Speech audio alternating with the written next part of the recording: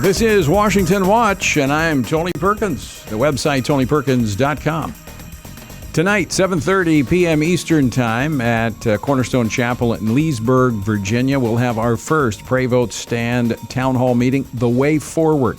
I'll be joined by Pastor Gary Hamrick, senior pastor there at Cornerstone, and ADF President and CEO Mike Ferris. We'll be taking your questions. It is live, interactive. You can participate either there in person or you can join us online. 7:30 Eastern Time, prayvotestand.org, or simply text me and we'll try to get you an alert. 67742, text the word STAND. That way you can stay connected with us going forward, actually. Text the word STAND to 67742. All right, as I mentioned, it's no surprise America is politically divided, even more so with each passing day. But this is something I find fascinating, let me put it that way. There's one issue more than any other that will predict how someone will vote. In new research reveals this, and it's I find this fascinating. Not totally surprising, but it is very interesting because there's a lot here to unpack. Joining me now to talk about this, Brad Wilcox, visiting scholar at the American Enterprise Institute and sociologist at the University of Virginia. Brad, welcome back to Washington Watch. It's good to be here, Tony. Well, I have not given away the answer yet. I've saved that opportunity for you, but I found this research quite fascinating. So tell our listeners, more than any other issue, when you look at a variety of indicators, what would predict how someone will vote in this last election? Well, Tony, as we've seen, a lot of attention's been paid to race and gender and class in this last election. And when you threw those variables into a statistical model and then also looked at the impact of marriage, what we found was that actually marriage was the best predictor of voting trends. Now, to be clear, we were looking at regional trends. But again, the biggest factor we saw in our research here was the marital status of, populations across counties in the U.S. And I mean, it really wasn't even close. I mean, it showed a very clear, both among men and women who were married, they were more likely not only to vote for President Trump, but also to vote for Republican senators as well. Yeah, so you see this trend across the board, and there is just a very strong association between people's marital status and sort of how they vote in American elections. Now, I know you are a sociologist and you stick with just the data that you have here, but I find this data fascinating, and you admit that there's this strong association, but you can't necessarily tell which drives which, whether being conservative drives you to marriage or marriage drives you to conservatism. Right. So we do know that Americans who report that they're more conservative are more likely to get married in the first place, and they're actually more likely to stay married today. And that sort of divide between conservatives and liberals has grown since the 1970s. So it's certainly the case that people who are conservative tend to be more interested in getting married today.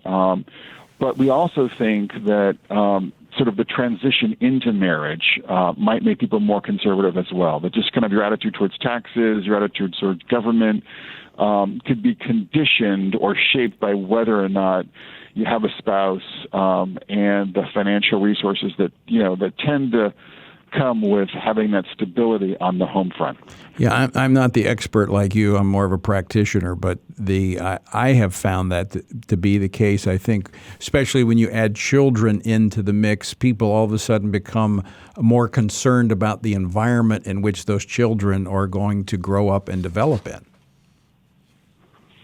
Yeah, I think your views about things like education, obviously, crime, and any number of other issues can be, shaped by whether or not you're married with children. And and we also find that people who are single, especially single parents, are more likely, by contrast, to rely upon the government for financial support. So, again, kind of your approach to policy issues can be driven in part by your family status on the home front. So I just want to break down some of these numbers that you came up with. Married men, 56% of them voting for Trump, 42% for Biden. I mean, that's a big majority, especially in today's divided political climate. Married women, 52%. And you actually, what you found is that increased for Trump in this second election. Yeah, that was a striking finding that, there was a majority for both. And that was, as you mentioned, an increase from the last election to the current election.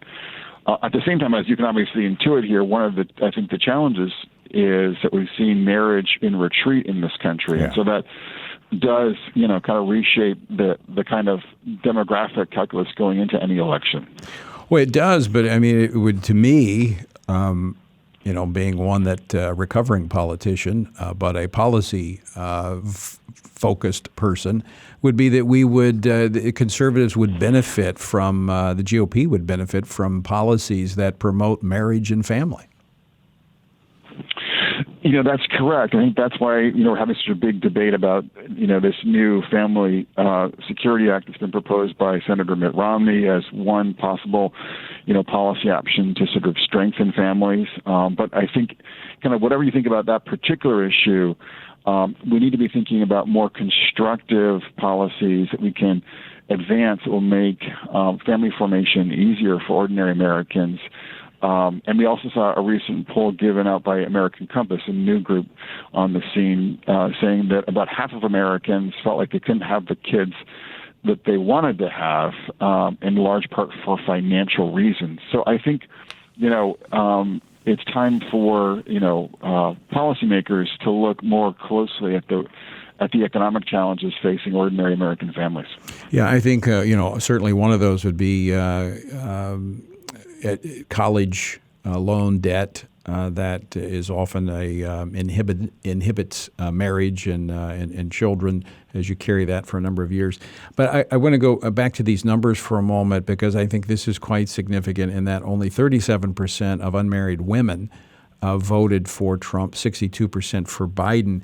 Going back to what you said, looking at many of those, not all, but many of those being maybe single women, I mean, they're obviously unmarried, so they're single, but maybe single parents looking to the government for support, so their vote is driven more by financial interest in government policy.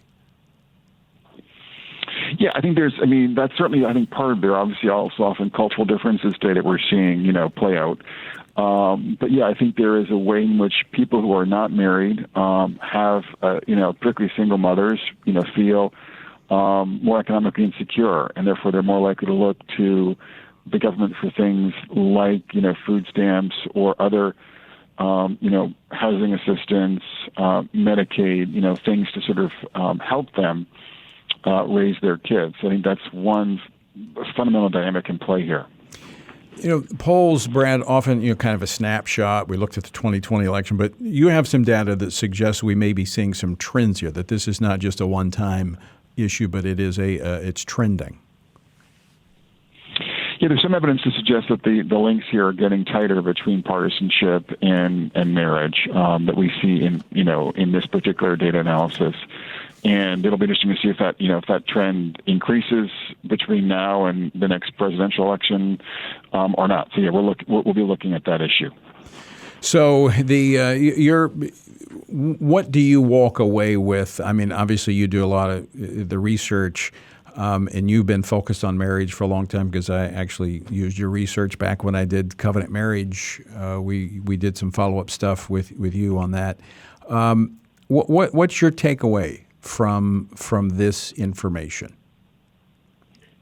Yeah, my takeaway is that this information, not to mention the new poll out today, and not to mention as well the fact that we think we're going to hit the lowest fertility and marriage rates in 2020 that we've seen ever in our nation's history, is that we need to be thinking more about how public policies either help or hinder marriage and childbearing. And so one idea, obviously, that's been talked about in the last week is looking at a child allowance. That's one plan coming from Senator Romney. Another idea coming, I think, this spring from Senator Lee is to is to eliminate marriage penalties in a lot of our means-tested programs, like perhaps like Medicaid, for instance. So I think it's these kinds of policies that make it easier to afford having kids, easier to afford being married if you're working class. That would be helpful in making family formation, more accessible to, ordinary women and men across the U.S.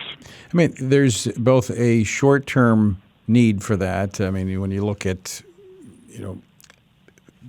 getting families to grow, but long-term, if we continue on this demographic decline, look at how is our government going to function as we become more dependent upon government spending? If we don't have people working to pay taxes and in the workforce, I mean, we're going to be much like the direction Europe is headed.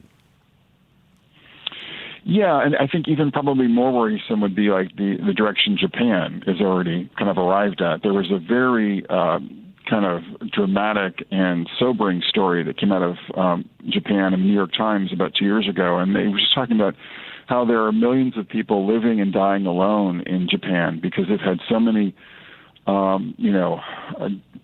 generations now of folks who are not having kids or just having one child. And so what that means is that as people hit their, 70s, 80s, and 90s, is that there's no one there to visit them. And there's even a company in Japan that specializes, and this is kind of gruesome, but this is what the story said, that specializes in cleaning up apartments for people who had died, weeks before, because what's happening is that there was such a lack of family connection in Japan. Wow. That people were dying and just being left alone for weeks on end. So anyways, that's an extreme example in some ways, but the point is if we don't kind of realize that, the family is sort of pretty foundational, then this is where we can end up. Well, that's interesting. What really was, if you were to point in Japan, what drove the culture in that direction? What would you say it was? Yeah, that's a great question. I think one of the problems in Japan has been there's a kind of what we call workism among some of my colleagues. There's kind of a preoccupation with putting in lots of hours at work.